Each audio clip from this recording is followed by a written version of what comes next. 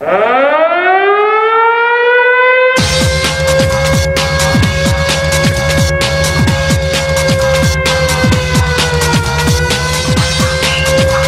everybody to the, what are we at, 4th, 5th edition, I'm not sure, of the third period. I am your host, Darren Basvajan. We've got some new blood here, well, some new old blood, but whatever, we'll get to it.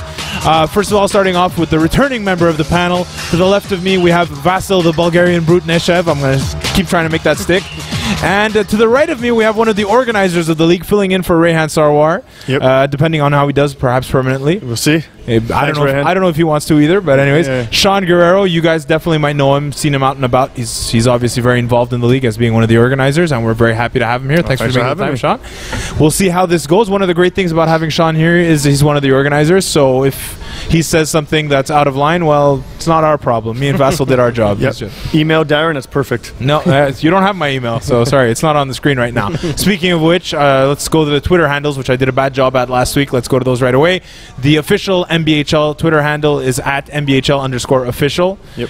Vasil is at Vasil NBHL. Right. Okay. Capital letters. And Rehan is at Rehan NBHL. And I do not have a Twitter account affiliated to the NBHL, so you'd have to work a little bit harder to find me. Or you can just message me on Facebook, as some people have done. You can also follow these guys on Facebook as well, I'm assured. I learned this week that Vasil is a cat person by being his friend on Facebook. And I am not, so that's an extra point of contention. I like dogs, but anyways, we'll get into that. I know none of you care about this, but I have to entertain myself from time to time. So this week, we are looking into leagues L, N, and P. Why are we skipping letters? It's not because it's fun. It's because M is the Masters League, which is very unique, so we're not going to get into that. And the O League is the Rink League, which again is very unique, so it's not really with what we're looking at right now. So let's jump into it right away, guys. By the way, again, let's thank Sportira Cage, our official home of the third period. And I'd also like to thank at Eagle FPF, my good friend and producer. Well, he's a producer, I guess, yes. So, League L. Let's take a look at the quick standings. We're going to go with the format. We got a lot of good feedback from last week's format. I think it moves a little bit better. I think that's what we're going to keep doing. Kind of a global picture of each league. So let's start with the L League. We've got top spot is shared by UHC and Coupe Longueuil. They're both at 9 points with 4 wins, 0 losses, and 1 tie. We've got the Red Wings at 3-0-1. Chalupa Bangers at 3-2. Knights at 3-2. Hanifix at 2-1-2. That sucks to have 2 ties. Banana Hammocks, great name, 2-1-1. Red Bulls 2-2-1. Then we get to the lower tier. We got the Hat Trick Swayzes, great name, 1-4. Not a great record so far. Beaver Bait 0-3-2. Again, 2 ties. That sucks. Top Cheese 0-4-1. And finally, bringing up the rear are the Crazy Ducks. Guys, let's jump right into it here. Let's look at the top tier here, which for me is UHC, Coupe Longueuil, and the Red Wings. They're at 9, 9, and 7 points. Sean, let's start with you. Do you agree? Is that the top tier? What do you think of this top group here? Yeah, I'm not necessarily surprised by who's at the top here. Red Wings just came off a championship this winter. They had Stefano Momesso on the roster. They lost him so far this year, but they're still keeping the momentum from that season. These guys are they grind it out every single game. They've got the talent. They've got the goaltending. Above all, 6 goals against in like 5 games. These guys are they're really on top of the ball here. Their defensive core is probably the key to their game, and they got some good upfront firepower. That's good. I think they're really going to be a top contender in this league, and they got the veteran Chris Calahoo, quarterbacking that defense. I really like Red Wings this year. Any of the other, is that your favorite? Definitely that's my favorite. I mean, UHC, Vasil knows these guys. How many years these guys have played in the league? Forever. And with Bhavesh Patel, the captain, one of the top-rated managers of the league, quarterbacking this team, they're going to be really tough. Coupe Longueuil in every single game. Robert Santana leading the squad there. They really, if no one derails that team early on, they're going to be a big challenge come playoff time. And Chalupa Bangers, young guys, really think that Sean Serra takes those guys and makes them play every single game. They're a bit tougher, in nature. They're not afraid to grind it out with the best of them. Well, let's leave those teams, because for me those teams they all have losses. Oh, you know, yeah. they all have at least 2 losses or 1 and ties. So let's just talk about those top 3 teams. Vassal, do you echo Sean's sentiments? Do you disagree, agree on certain aspects? Yeah, I mean, so far everything he said is pretty on point. UHC has been around for a long time. However, usually higher divisions. Bhavesh Patel does a really good job at putting together a solid roster. This year he's got a lot of Del Gaudio brothers. How many?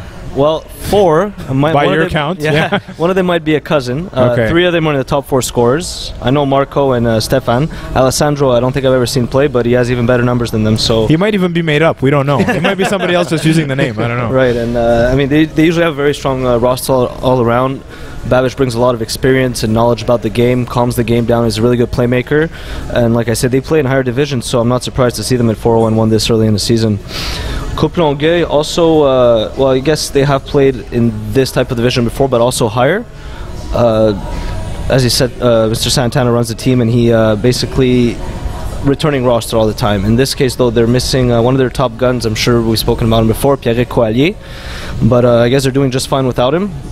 And Red Wings, again, also lost a big weapon in Momesso, but Chris Calhoun was enough to boost any offense. So it's going to be interesting to see how long these 3 teams can remain undefeated without playing, with having to play each other eventually. And that's a great point, Vassal. I mean, look at this. If you look at the current standings that I just updated recently, I mean, from between first place and 9th place, you're talking like 4 points. It's tough. Yeah, that's it. That's why when you started going on to those other teams, realistically, yes, they're in the same tier, but we got to break them up somehow. So that's how we're doing it. No, exactly. And there's definitely, I mean, out of the gate, these teams have definitely demonstrated to be sort of the teams to beat in this league, and without a doubt, they're going to continue to be those teams. But you look at a team like Banana Hammocks, Red Bulls, with guys like Sim Kang and Jai Kang. Like these teams are not out of the picture yet by any means. Like these guys can come up and they can upset a team like Red Wings and UHC at any game if they bring their full potential to the field. So let's move on down to the second tier. Yeah. We've got the Chalupa Bangers, the Knights, the Hanifics, Banana Hammocks, Red Bulls. So I feel like Sean kind of started leading us down that path. But let's go to Vassal. From these teams, who do you see that can maybe jump up and kind of compete with those top 3 teams? Well, Knights and Hanifics, as well as Banana Hammocks, have had a few seasons in the league, so they have the experience to maybe match up with them later on. Chalupa Bangers, I haven't had the chance to see, but from what I see, Jonathan Paiement is having a heck of a season, almost averaging 2 goals a game. So that's going to be a huge asset to them. Also noticed Hassan Alborzi on the team. Really good player, a lot of speed, so I'm assuming they have a lot of speed and energy going for them, and in a case, if they're playing a team like UHC, more experience, well, the speed is going to be a big factor, and hopefully they capitalize on it. Coupe Longueuil, however, have a lot of speed, so I don't know how they're going to match up against them, but it's going to depend, I guess, when they end up facing each other.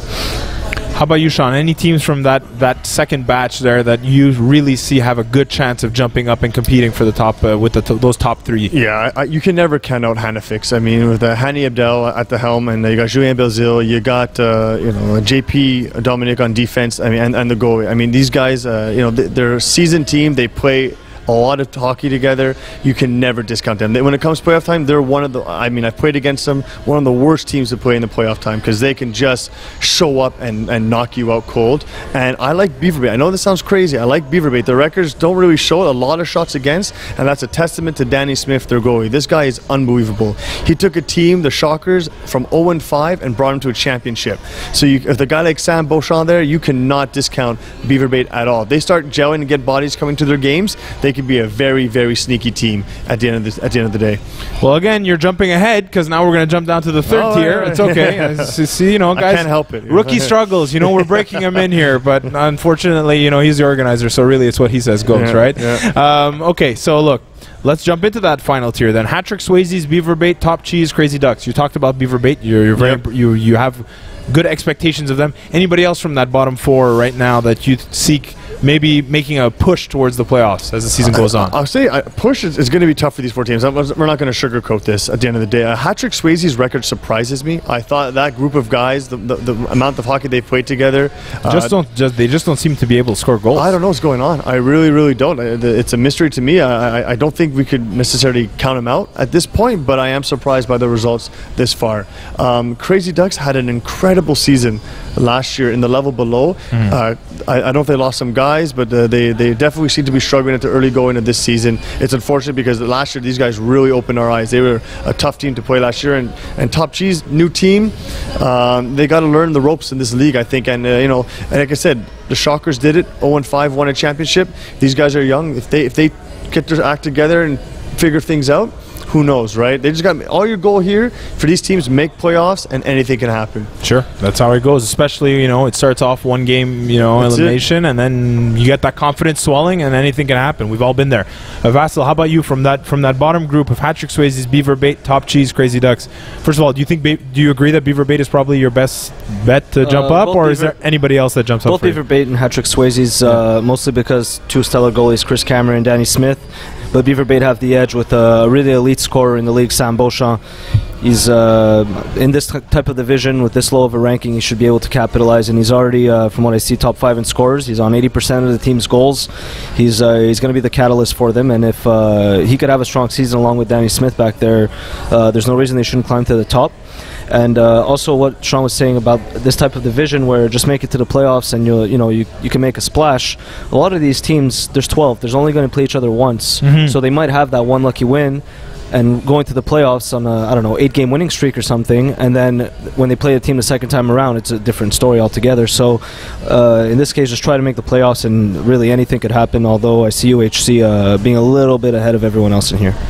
All right, so then that we kind of broke down the league from top to bottom here. Let's go into individual players here. Now, we've asked you guys ahead of time to come up with a list of a few players, goalies, whatever, guys that jump to mind for you that are going to be game breakers for their teams this season. Sean, let's start with you. Who are a couple of names that you jotted down? I said it already, Chris Callahan on Red Wings. This guy is a perennial all-star. He's already, in 2 games, he's got 8 points. I mean, he just does it all. He backstops your defense, and he leads the offense. Power plays, everything. This guy is just, he's number 2 all time in points for a reason, you know. So I really, for me, that's a big pickup for Red Wings, a steal, of a player to get at this stage of the league, and I really think he's going to shine in that group of hardworking young guys. How about you, Vasil? Right, I couldn't agree more with Chris Callahan. Only good things to say about him in his playmaking ability. We can't discredit, however, the Del Goldio brothers. If they're all there every game, if they're playing as a line, I mean, these guys are big, strong guys. There's not much to do against them, so I don't see one necessarily going ahead of the others, but as a unit, they should really be at the top. Who knows? Maybe they'll compete against each other and it'll make dissension. You never know. Yeah, maybe they'll stop passing to limit assists. And don't laugh. I've seen that. I played on a line with 2 brothers when I was in like bantam hockey, and that's exactly what they did. They only passed it to me, which worked. But it's fine. Worked for me. Other than that, I have Sam Beauchamp standing out. Like I said, 80% of the team's goals. That's no joke. That's really, he needs to be the guy for them. And maybe that's the guy you should try and shut down if you're facing them. Just putting that out there. Yeah.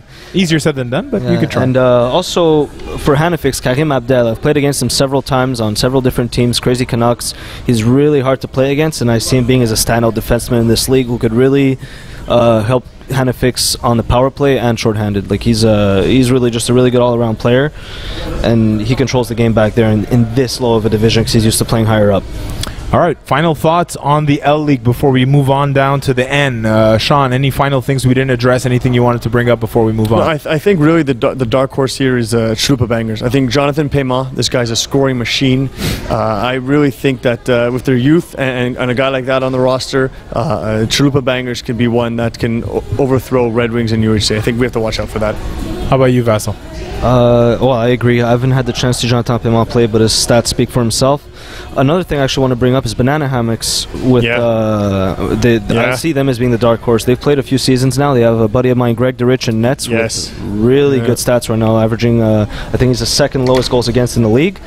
And Mike Brisson was a really good scorer, and Chris Colantonio was a very good guy to have on your blue line. So if they have the right supporting cast for these 3 guys, they could really, you know. Yeah, they fly under the radar, those guys. You never know. Like, they're right middle of the pack, but you know what? Yeah, you're absolutely right. Yeah, Banana Hammocks. I mean, and look, we say middle of the pack. They're 2-1-1. So really, they've only lost 1 game, you know. True, but so I mean, we're still not even halfway through the season for most of these teams, right? So we still got. It's going to be a good. Still got a long way to go. Yeah, but it's looking, at least even the top teams are not top too top heavy. So like you said, anything can happen, and we'll have to follow that as the season rolls on. Jumping into the N League now.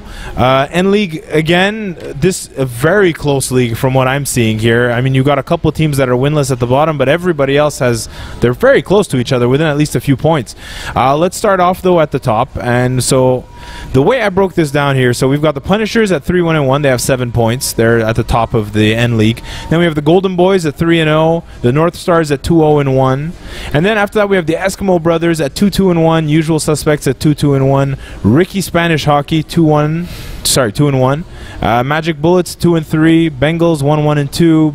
Brominguez 1-1-2. I hope the Italians approved of that pronunciation. The Wolfpack 1-2-2, and then finally the A Team at 0-3, and Asbar Plus at 0-3 as well. The top tier I've kind of looked at here is I have the Punishers, the Golden Boys, and the North Stars.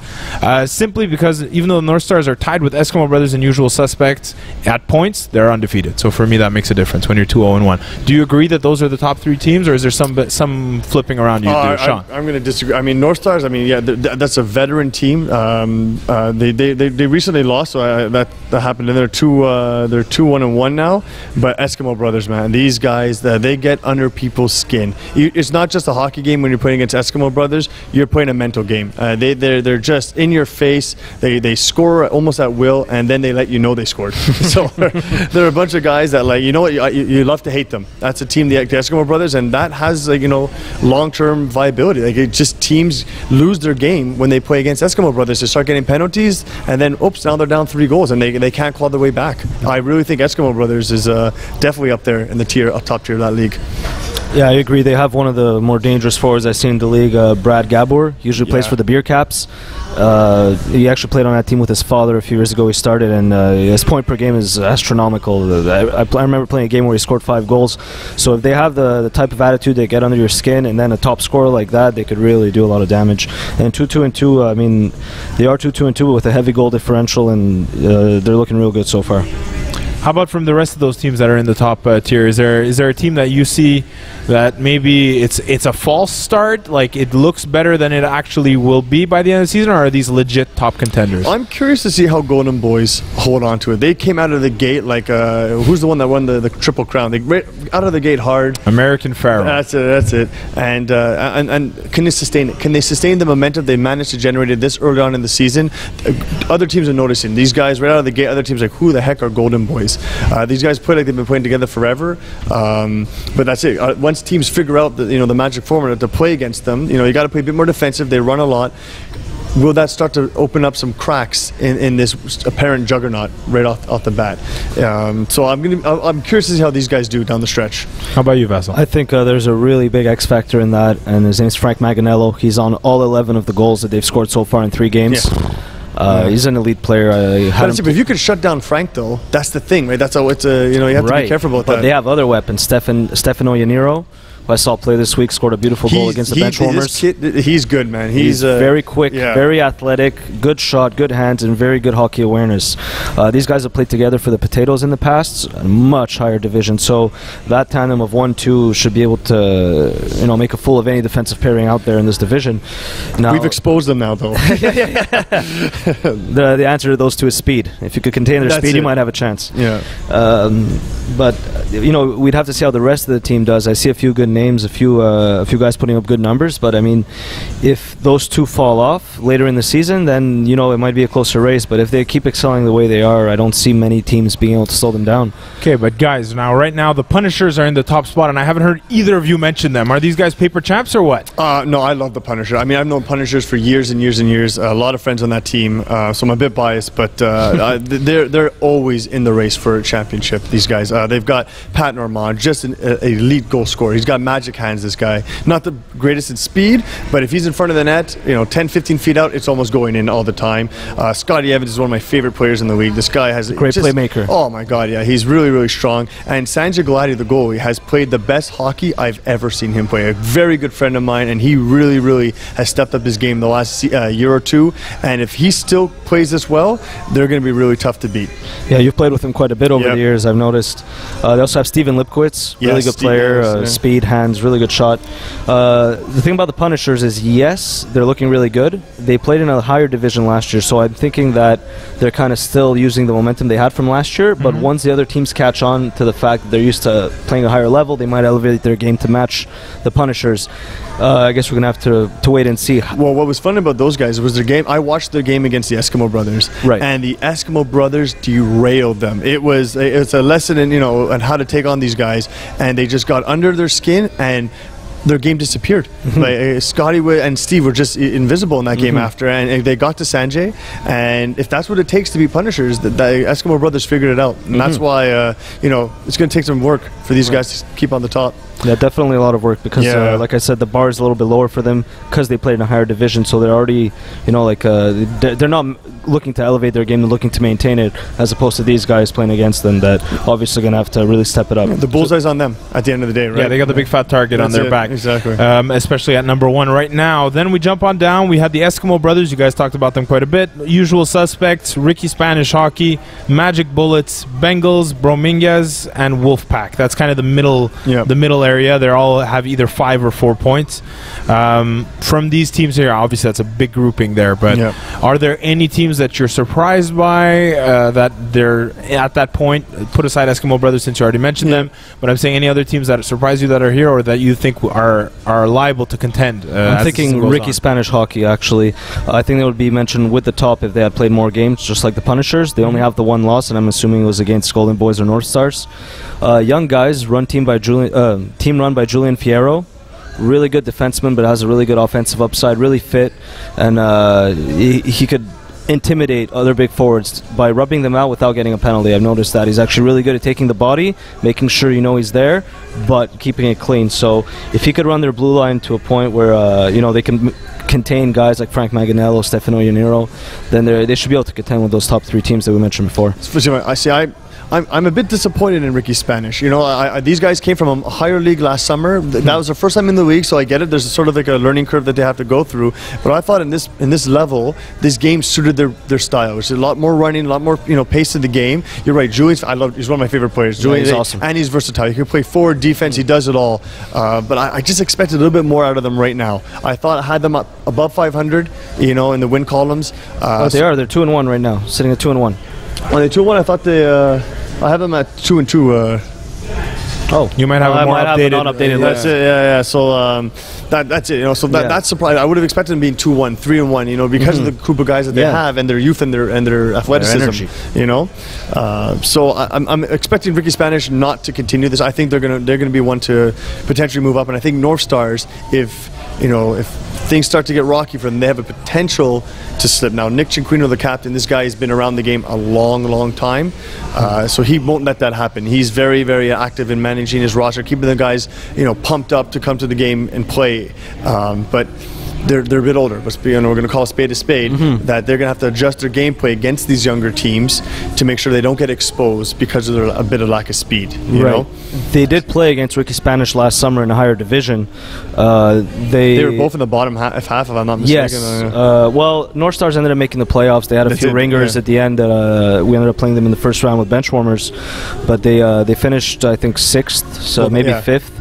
But it's a division drop for them. They should be able to maintain the top. They're 2-0-1 undefeated, and with a lot of big names. I mean, 4 of the top 6 scorers are on North Stars. I know. That's why it's a weird paradox. It's like they're up there in the leaderboard, but can they maintain it with these younger guys? Running them down. Yeah, exactly. 4 games in, everyone's fresh off the winter season now. Okay, we get to July, August. How are we feeling?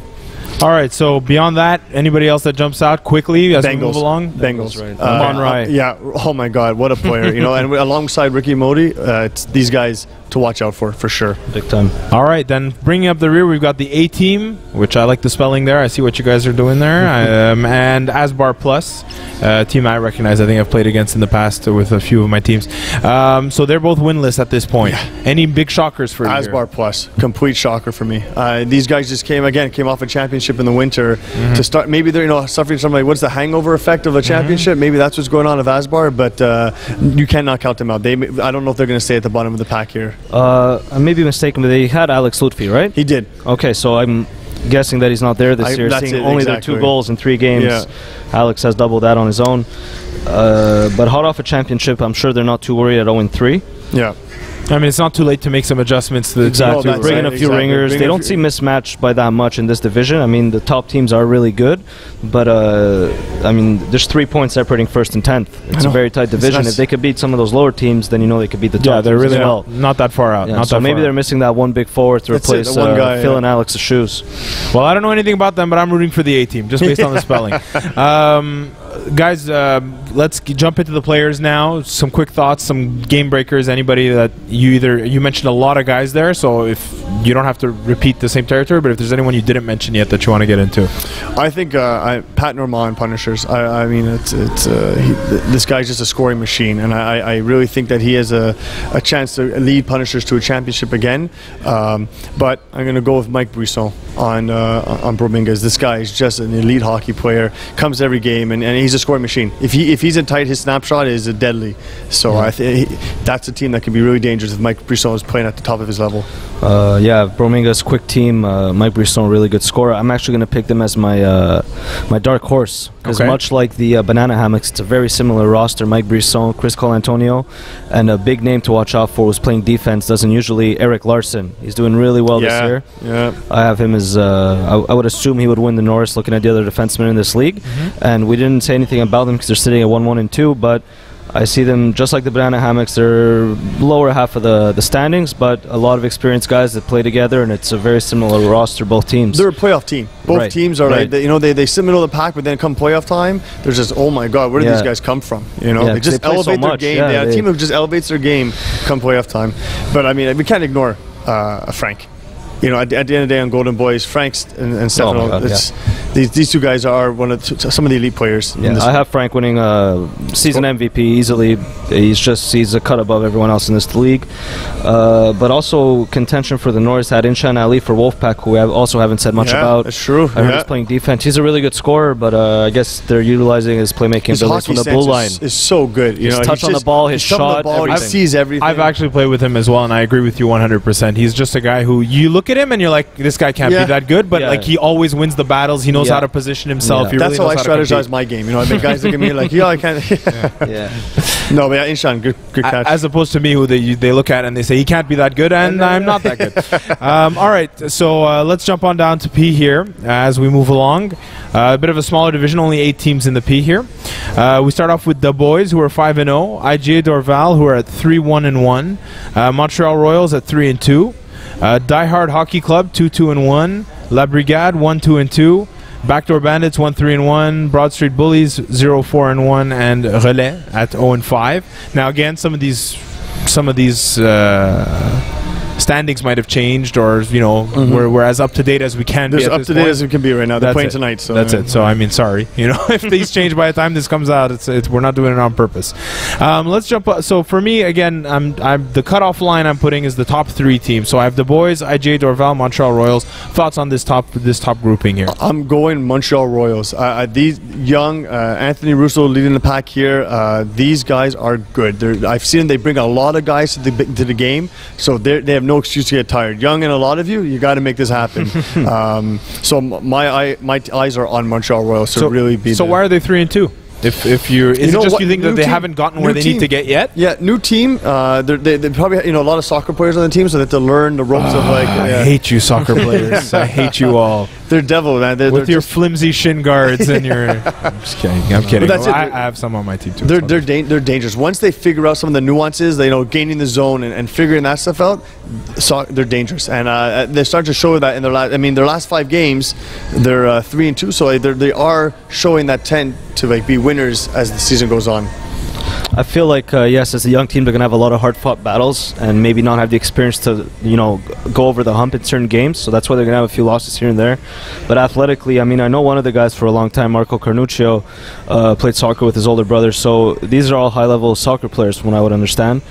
They also have another guy, Alex Olowinski. Yeah, he's Good. From what I understand, he got suspended early on in the season, but 4 goals, 3 assists in 2 games. Incredible numbers for someone who we would assume is a new player in the league.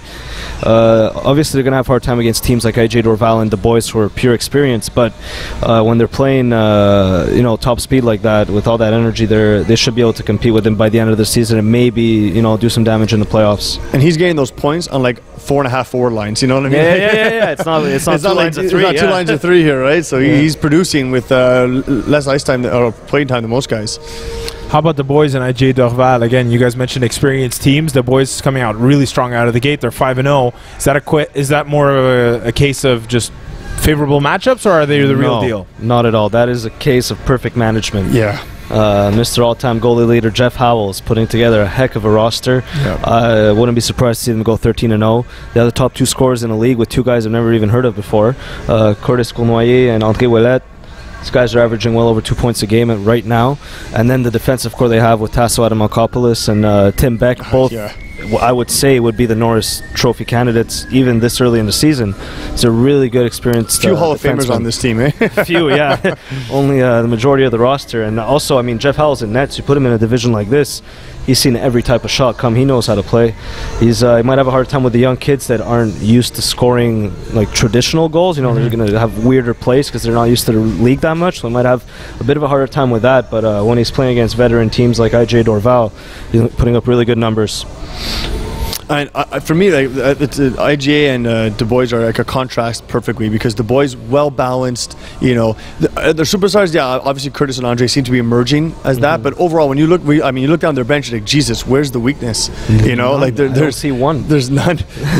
But then you look at a team like IGA Dorval, where they're top heavy. Like when they're guys who are leading the way. Like Sylvain Simeon, they're relying on him. So they have a bit of a risk there. When he's not up to par, if he's not there, it's not the same team at all. They're winning games because they have the experience. They know how to contain. They know how to do all the right things, but they're relying on him to score the goals for them, basically. Right. Whereas Du Bois, they have a whole slew of guys who can probably contribute. How about moving on down now to the next pack of teams? So we've got Die Hard Hockey Club, La Brigade, and Backdoor Bandits at 5 points, 4 points, and 3 points respectively. Thoughts on these teams? Any surprises for you here, one way or another? To me, there's no difference, honestly, the top 3 in these 3. Die Hard is coming off from 4-4. They're used to the 4-on-4 surface, so they have to go through a huge learning curve to get used to, transition to get used to the 5-on-5 style of play. And to have the record they do already, perfectly 500, that is scary. Other teams should not take this team lightly at all. These guys, I've watched them play 4-on-4. I've watched them a couple games this season. They don't stop running. It's their forte. They know it. They're a hard-working team that rely on like almost Gallagher style of play, right? Like they're going to get the garbage goals. They're not going to do anything fancy, but they're going to just outwork you. That's their mission, to outwork those teams every single game. They have a rivalry with La Brigade. These guys go head-to-head all the time. They love playing against each other. They feed off each other, and I think that's going to push both of these guys to further excel in this league. They're not going to accept, being mediocre. They know they want to be better than the other team, and they're going to do whatever they can to get there. And La Brigade too. Again, they're kind of fixed. You got Max Roy leading this team. JP on the JP Dominic, the defenseman. Exactly, and JP in nets too, right? They got one of the best goalies. And if you look at them, these guys have the lowest shots against in the entire league. Yeah, that says a lot about their game. The way they structure it. Again, not fan. They're just like Die Hard. They play the perfect style. They're not going to score 6-7 goals a game. They're going to hold you to 1 or 2 though. That's their whole style of play. And when you get to down the stretch, defense wins championships, guys. Exactly. So that's Die Hard. How about La Brigade and Backdoor Bandits? Any thoughts on them, Basil? Well, Backdoor Bandits, from what I understand, may have started a little slower than they usually would in this type of division. I've played them in the K-League before, which is significantly higher. The usual suspects on that team: Marc-André Laroche, really good scorer. Steph Venn. They have a similar roster that transfers over from Diamond Hawks, Robo Balls. Name them. Robohawks, I guess, the mix of the two.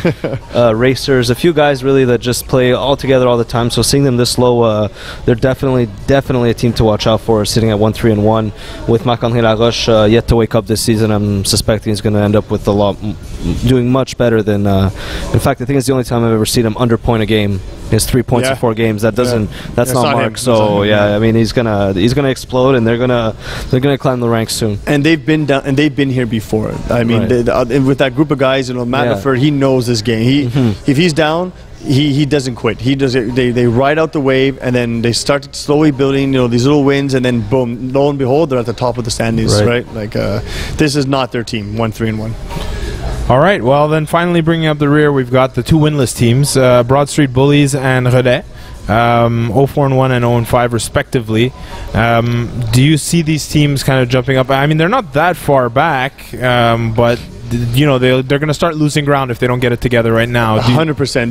This actually today was a big game for both of these guys. They played each other, so someone hopefully was going to win a game, and someone did. Relais won 5-2. Okay. This could be Relais needed that desperately. They Big really needed that. Yeah, because if you look at their differential too up till now, it's really a rough start for them. So it's easy to lose hope. Over 5 games, they're losing at -20. You're losing 4 goals a game. You can't have that. You can't. It's not going to happen. So to them to win 5-2 today was huge. So Broad Street's going to have to dust themselves off and just look at game by game. Their goal here again is to make playoffs, right? Like you're not that far away from backdoor La Brigade. Like you just got to get those points. Every point matters for these teams right now. But Relais needed today's win and they got it, which was huge for them. It is huge. Looking at the goal differential, like you said, they had 7 goals up until today in 5 games. They scored 5 in one night. That wakes them up. They know they can score now. They're good to go. And 27 goals against in 5 games. That's over 5 a game. They let in 2. That's cut down in half.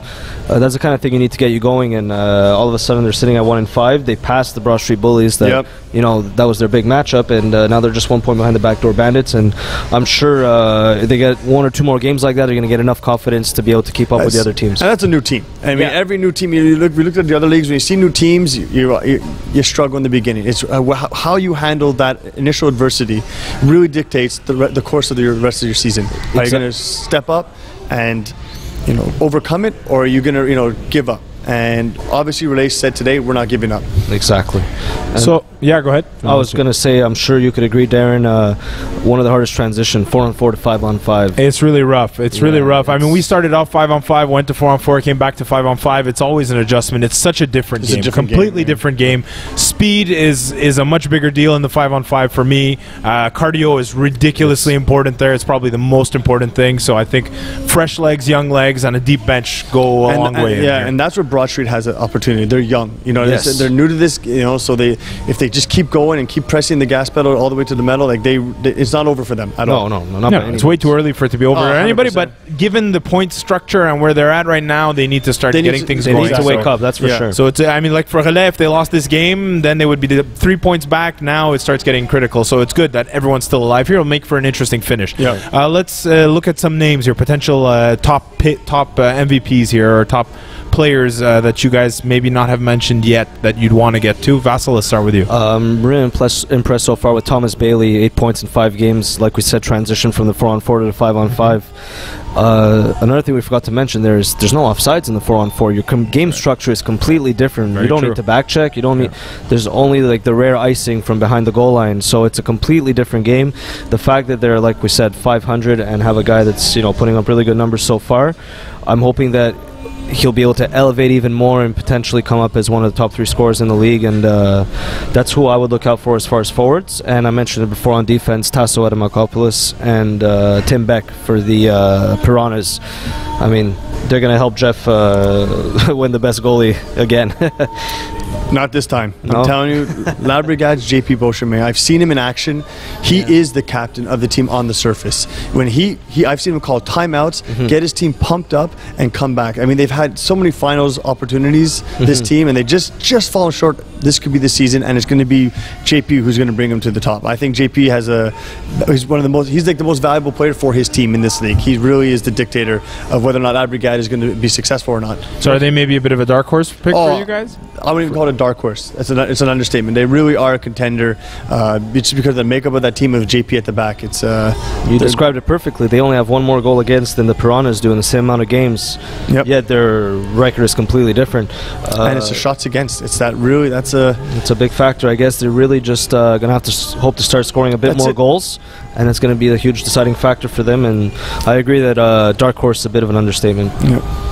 All right. Well, that's pretty much it for the L, N, and P leagues. I'd go to you guys for some final thoughts, but we're a little bit over on time. So what I will say is I'm glad to have you here, Sean. I think it went really well.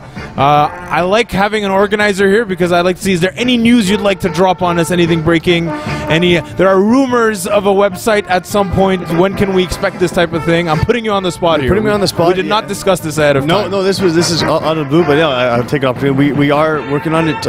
It's coming up. I can't give you a date yet. Okay. But you will see your entire history. I mean, I peaked in 2008, and just like the market crash, that was it for me. A quick decline, but it's coming. It's really exciting. Vassal's seen it. I'm really excited about it. It's going to be. So stay tuned, guys. That's NBHL. We're innovating this season. Yeah. We've got this whole thing going on. Obviously, game of the weeks are continuing. Yeah, continuing. On the ball is coming back. Yeah, Matt just filmed the youth league. That's been going out really well, and we're coming up to the finals in that. So we're going to try to get some of that in the spotlight. So that'll be coming up as well. All right, great. Well, and we'll see if you're coming back or not. We'll see what the feedback says. It's a cliffhanger. It's a cliffhanger for future weeks. Vassal, I noticed no Kane. That's the first week. It's looking really good. I'm feeling good. It was tough at the beginning because it was raining all week, so the humidity the pain factor was there. Yeah. This morning, no rain. I felt much better. I almost forgot to limp as I got off the train. But no, I'm feeling much better, and I'm hitting the bike as hard as I can, and feeling great so far. But now you don't get the premium seats on the train. No one holds the door for me anymore. That's it. So maybe just bring the cane with you, just in case. Worst case, people think you're a pimp. So Patrick's going to be calling you. Get in there. So thanks a lot, guys. Great show. We'll be back next week. We'll keep on rolling on with this.